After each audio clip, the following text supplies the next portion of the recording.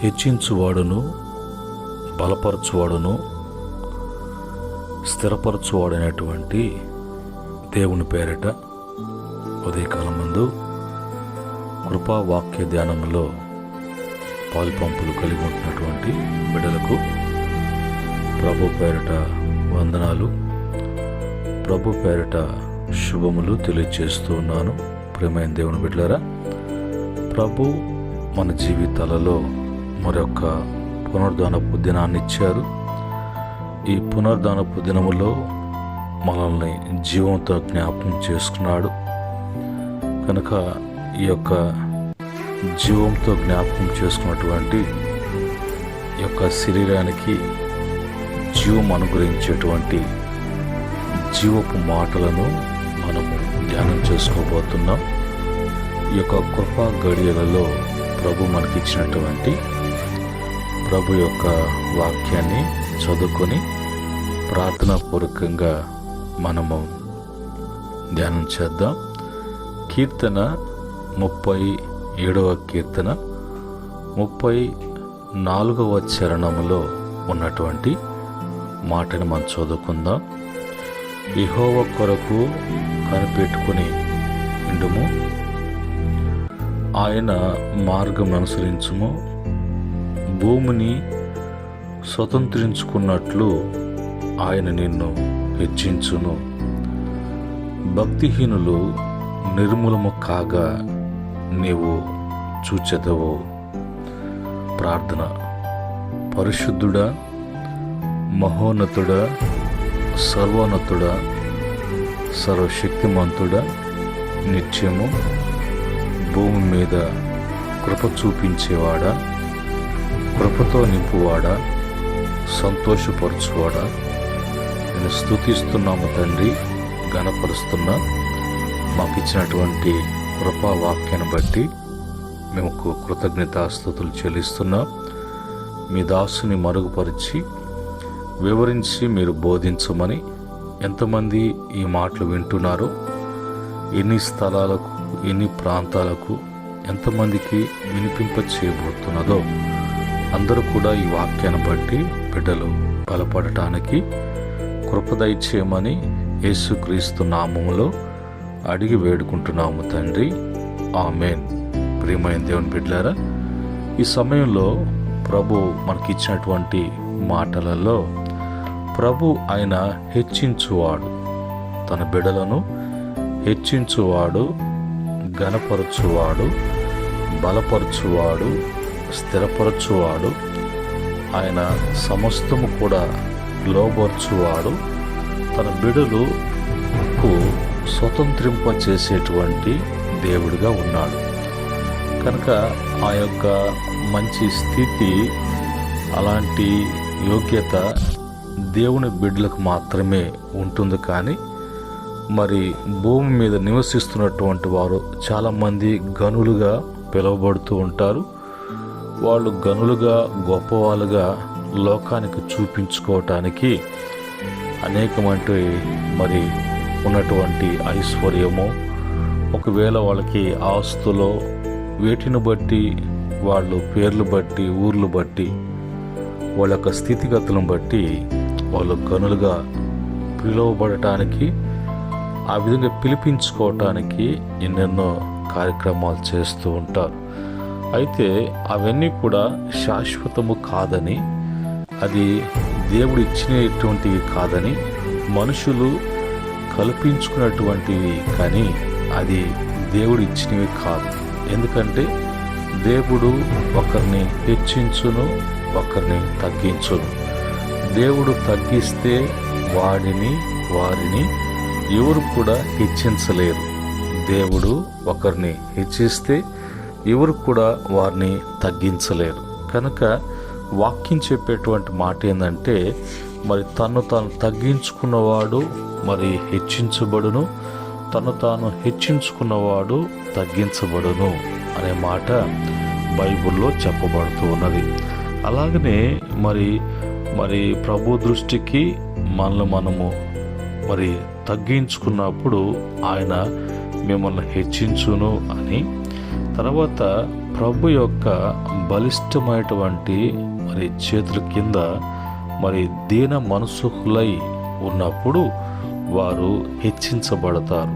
కనుక మనము హెచ్చించబడటానికి ఉండవలసినటువంటి లక్షణాలు, దేవుని బిడ్డలు ఎప్పుడు కూడా తగ్గించుకొని ఉంటారని, దేవుని బిడ్డలు మరి దీన మనస్కులై ప్రభు యొక్క బలిష్టమైనటువంటి చేతుల కింద వాళ్ళు అణిగిమణిగి ఉంటారని, తగిన కాలం వచ్చినప్పుడు ప్రభు వారిని హెచ్చిస్తారని, ప్రభు దృష్టికి ఎప్పుడు కూడా మరి తగ్గించుకునేటువంటి వారుగా ఉండాలి. కానీ ప్రభు ఎదుట హెచ్చించుకునేటువంటి వారుగా ఆ హెచ్చింపు మాటలతో ఎప్పుడు కూడా ప్రవర్తించకూడదు. ఎందుకంటే ఒకరిని హెచ్చించేవాడు ఆయనే, ఒకరిని తగ్గించేవాడు కూడా ఆయనే.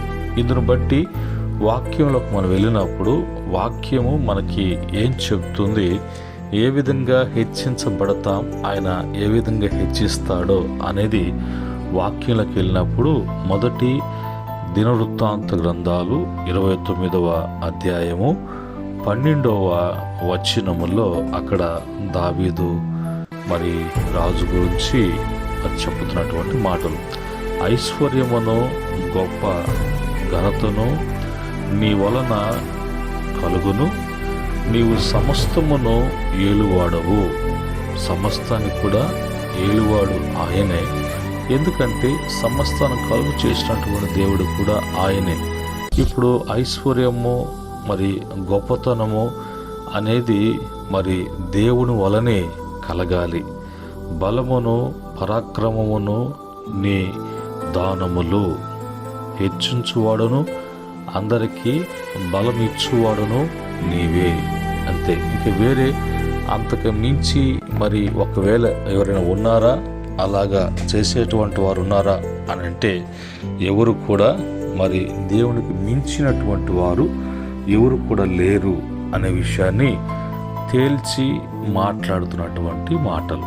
కనుక ఏదైనా కూడా మరి గొప్పతనము అనేది, ఐశ్వర్యము అనేది, మరి పరాక్రమము అనేది, బలము అనేది ప్రభు మానవునికై ఇచ్చేటువంటి, తన భక్తులకై ఇచ్చేటువంటి, తనను నమ్మినటువంటి వారికి ఇచ్చేటువంటి దానములు.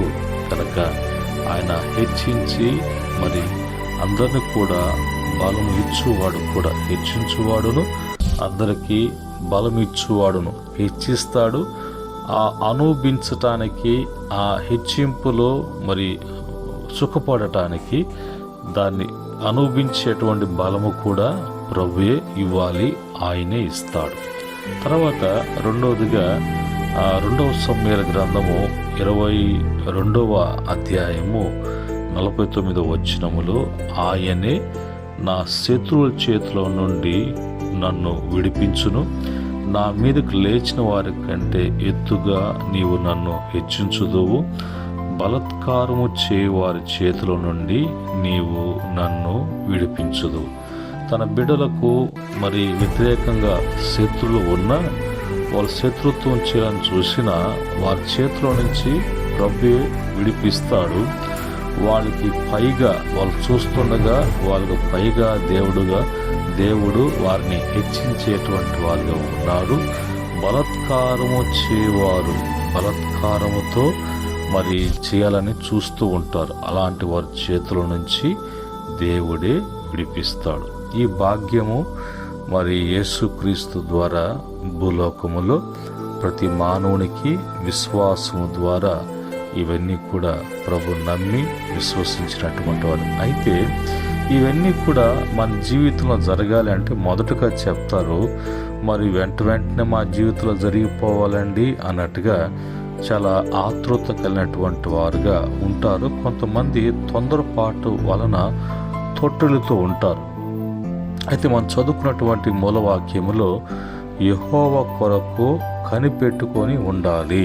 ఎప్పుడు కూడా మరి కనిపెట్టుట, నిరీక్షించుట అనేది ఒక క్రైస్తవునికి ఉండవలసినటువంటి గొప్ప లక్షణం. రెండవదిగా ఆయన మార్గమును అనుసరించాలి. కనిపెట్టాలి, ప్రభు మార్గాన్ని మాత్రమే అనుసరించాలి. మరి చుట్టుపక్కల ఏ మార్గాలను కూడా ఎన్నుకోకూడదు. ప్రవేశించకూడదు.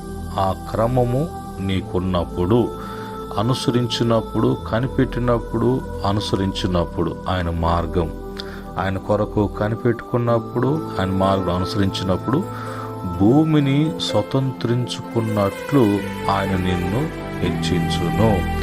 భూమిని స్వతంత్రించుకున్నటువంటి వాడికి భూమి సొంతమైనప్పుడు వాడికి ఎంత హెచ్చింపు వస్తుందో, ఎంత ఘనత వస్తుందో, గౌరవం వస్తుందో, పేరు ప్రఖ్యాతులు వస్తాయో అంతగా నీవు హెచ్చించబడతావు.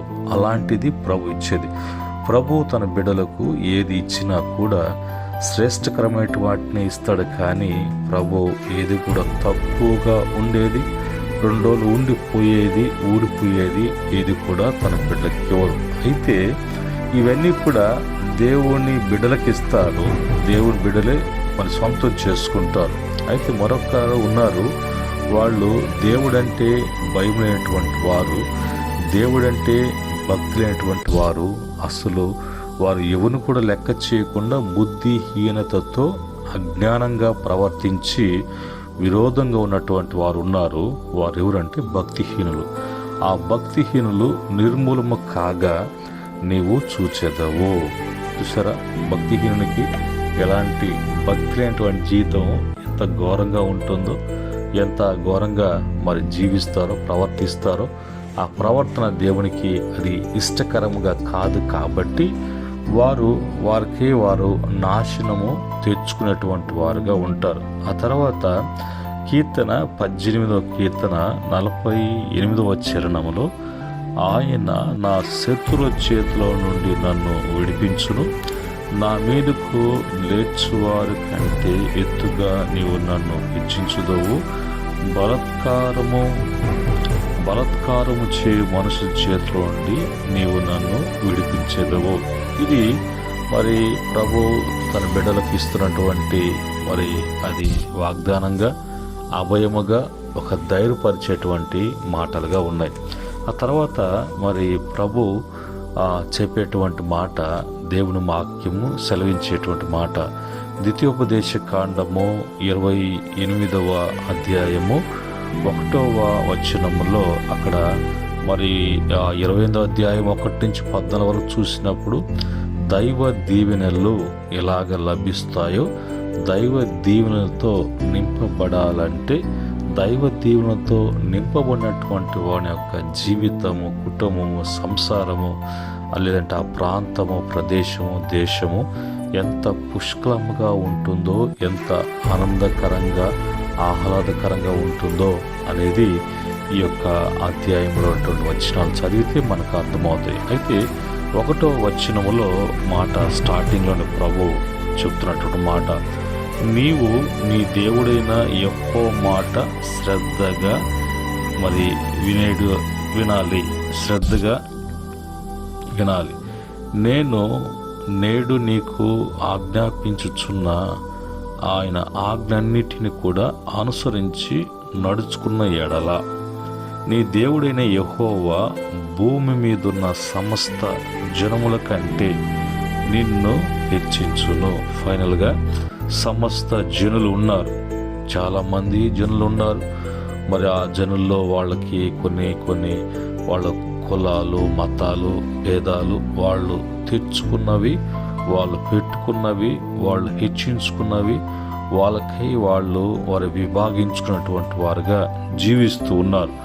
వాళ్ళు ఎంత గొప్పవాళ్ళైనా ఆ సమస్త జనముల కంటే నిన్ను హెచ్చించేటువంటి దేవుడిగా ఉన్నాడు. అలాగే హెచ్చించాలంటే దేవుని మాట శ్రద్ధగా మరి విని, నేడు ఆయన నీకు ఏదైతే ఆజ్ఞాపిస్తున్నాడో, ఏదైతే ప్రభు నీకు తెలియచేస్తున్నాడో, ఎలాంటి హెచ్చరికలు నీకు వస్తున్నాయో, ఎలాంటి గద్దింపులు నీకు వస్తున్నాయో, ఎలాంటి కట్టడలు నీకు వస్తున్నాయో, ఎలాంటి విధులు నీకు వస్తున్నాయో, వాటన్నిటిని కూడా తూచా తప్పకుండా అనుసరించున్నట్లుగా చూసుకోవాలి.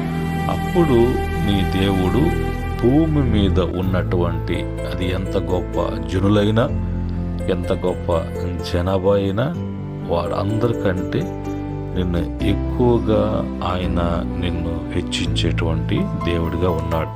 ఈ ఉదయకాలం అందు ఈ కృపా వాక్య ధ్యానములో ఆయన నిన్ను హెచ్చించు దేవుడై ఉన్నాడు. హెచ్చించాలంటే నీలో ఏముండాలి, నువ్వు ఎలాగుండాలి, ఏ విధంగా నడుచుకోవాలి, ఏ విధంగా నడుచుకోమని ప్రభు చెప్తున్నాడో ఆ విధంగా నడుచుకోవాలి. బైబిల్లో హెచ్చించుకున్నటువంటి వారు ఉన్నారు దేవుని ఎదుట, తగ్గించుకున్నటువంటి వారు ఉన్నారు దేవుని ఎదుట. వాళ్ళల్లో మరి తగ్గించుకున్నటువంటి వారు దావీదు 2వ సమూయేలు గ్రంథము 7వ అధ్యాయం 18వ వచనం.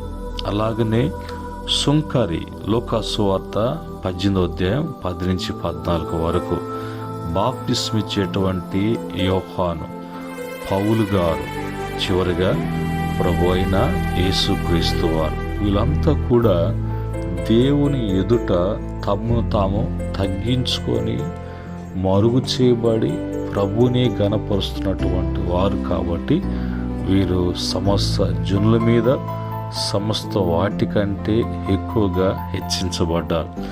దేవుని ఎదుట తమను తాము హెచ్చించుకున్నటువంటి వారు బెల్షస్సర్ అనేటువంటి ఆయన, నెబుకద్నెజరు, అలాగనే పరిసయ్యుడు. ఇంకా బైబిల్లో చాలా సందర్భాలలో వస్తికి ఇంకా చాలామంది వాళ్ళు హెచ్చించుకున్నారు. వాళ్ళ అందాన్ని బట్టి, డబ్బును బట్టి, వాళ్ళకు ఉన్నటువంటి పరాక్రమమును బట్టి వాళ్ళు హెచ్చించుకున్నారు. అయితే వాళ్ళంతా కూడా తగ్గించబడ్డారు. కొంతమందికి బుద్ధి చెప్పబడి ఉన్నది, కొంతమంది వాళ్ళు మరణము కావటం అనేది జరిగింది. కనుక ఈ ఉదయకాలం మందు ప్రభు మన జీవితాలలో ఆయన ఎంత గొప్ప దేవుడిగా ఉన్నాడు, మన గురించి ఎంత గొప్పగా ఆలోచన చేస్తున్నాడు, మనల్ని ఎంత గొప్ప వాళ్ళని చేయాలని, ఎంత గొప్ప స్థాయిలోకి మనం తీసుకువెళ్ళాలని ప్రభు వారు ఇష్టపడుతుండగా, ఈరోజు ఈ మాటను బట్టి ఈ పునరుద్ధరణపు మరి విశ్రాంతి దినము, ప్రభుని ఆరాధించే దినములో ప్రభు నిన్ను హెచ్చించువాడుగా ఆయన తెలియచేస్తున్నాడు. ఈ మాటలను బట్టి మరొకసారి మరి మీరు ధ్యానం చేసుకుంటూ అలాగే అన్ని విషయాలకు కూడా ప్రభు మిమ్మల్ని హెచ్చించి ఆయన బలపరిచి స్థిరపరిచి ఆయన మహిమ కొరకు ఈ లోకములో సమస్తము కూడా మీకు అనుగ్రహించి ఆయన మేము సంతోషపరచునగాక. ఆమేన్. ప్రేమగల తండ్రి, పరిశుద్ధుడా, మీకు వందనాలు. నీ పరిశుద్ధ నామములో తండ్రి, మరి మేమంతా కూడా ఉదయకాలమందు కృపా వాక్య ధ్యానములో కూర్చున్నప్పుడు మీరు భూమి మీద కృప చూపించే దేవుడిగా నీ కృపా వాక్యాన్ని వినటానికి, మాకు వినిపింపచేయటానికి, నీ నోటి మాటలను ఆసక్తిగా మాలో దాచుకోవటానికి ఎంత మంచి అవకాశం కల్పించారు తండ్రి. అందరం బట్టి స్తుతిస్తున్నాం. ఈ మాటలు వింటున్న బిడ్డలకు, ఈ మాటలు ఎన్ని ప్రాంతాలకు, ఎన్ని ప్రదేశాలకు, ఎన్ని గ్రూపులకు, ఎన్ని స్థలాలకు వెళ్తున్నాయో అందరూ కూడా ఈ మాటను బట్టి దీవించబడాలి ప్రభువా. వాళ్ళు ఆస్వాదించబడాలి నాయన. వారిని బిడ్డలుగా వాళ్ళు గొప్పవాళ్ళు కావాలి, హెచ్చించబడాలి. అటు స్థితి యేసుక్రీస్తు ద్వారా అనుగ్రహించమని యేసుక్రీస్తు నామములు అడిగి వేడుకుంటున్నాము తండ్రి. ఆమేన్. పరమ తండ్రి, మన దేవుని ప్రేమ, రక్షకుడైనటువంటి యేసుక్రీస్తు వారి కృప, పరిశుద్ధాత్మ యొక్క అన్యను సహవాసము, కాపుదల, సంరక్షణ, దీవెన ఈ యొక్క కృప వాక్య గడియల్లో ఉన్నటువంటి బిడలకును, కృపా వాక్యాన్ని వింటున్న బిడలకును, సకల పరిశుద్ధులకును, ఆయన దాసులకును సదా తోడై ఉండి నడిపించునుగాక.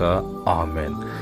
దేవుడు మిమ్మలను, మీ కుటుంబాలను కలిగిన యావత్తును కూడా అన్ని విషయాలలో ఆశీర్వదించి, అన్ని విషయాల్లో వృద్ధిపరిచి, ప్రతి విషయంలో కూడా బలపరిచి, ఆయన మిమ్మల్ని స్థిరపరిచి ఈ లోకములో ఆయన మహిమ కొరకు మిమ్మలను హెచ్చించునుగాక.